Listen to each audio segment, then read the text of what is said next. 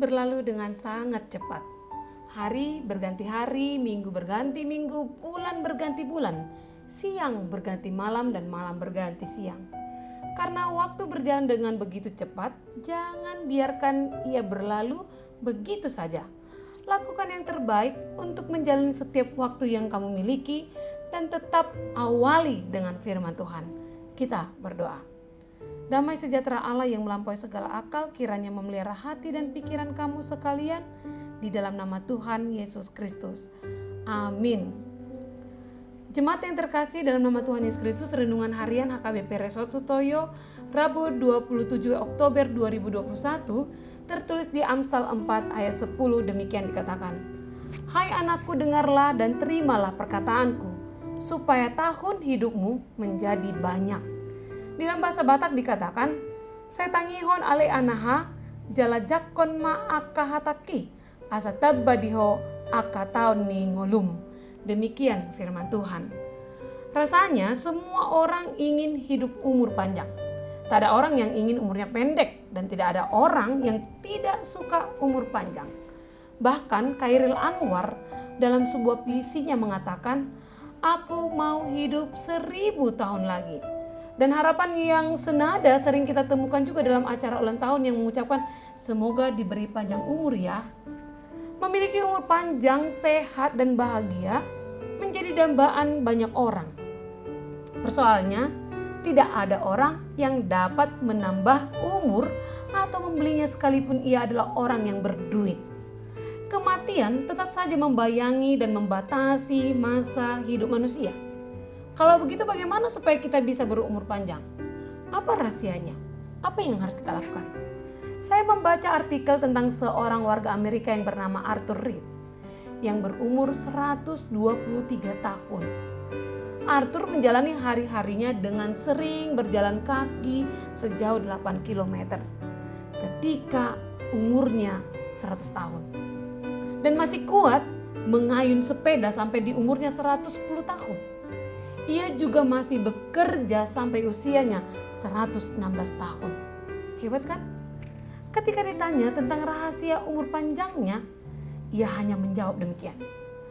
Aku diciptakan dari tanah yang baik. Dari jawaban Arthur ini kita dapat memahami bahwa ia memperoleh umur yang panjang dikarenakan dia mengawali hidupnya, mendasarkan hidupnya dengan firman Tuhan. Sama seperti penciptaan manusia yang dari debu tanah dan menjadi manusia, itu semua dalam kuasa firman Allah.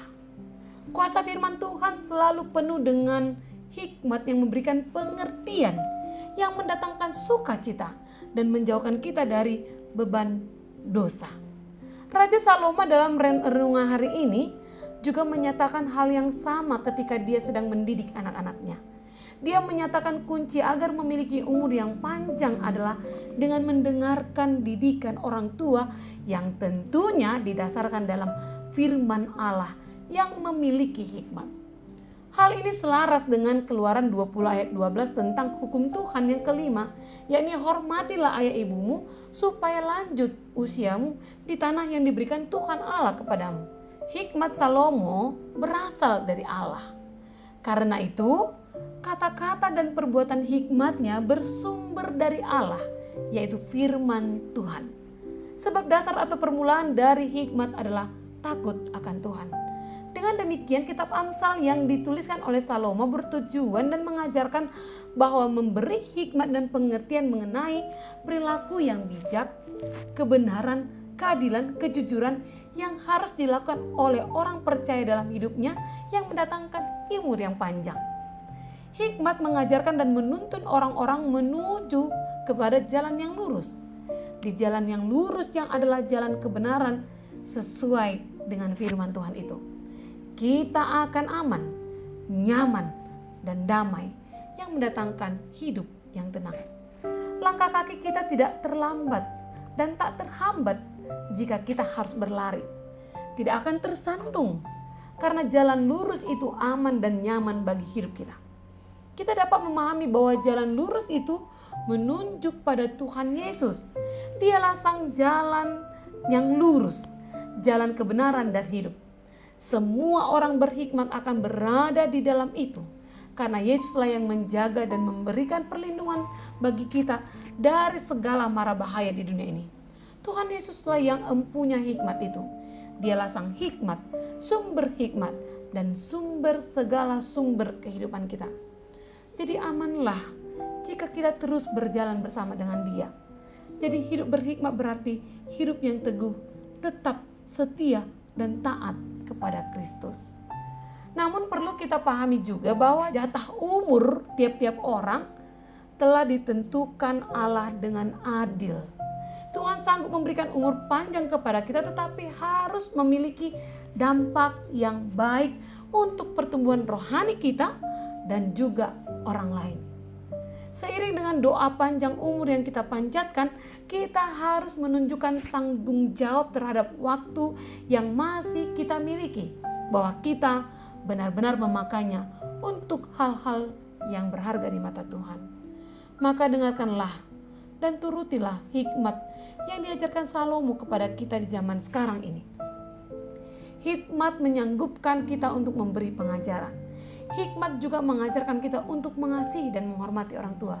Hikmat mengajarkan kita menjauhi perbantahan dan permusuhan.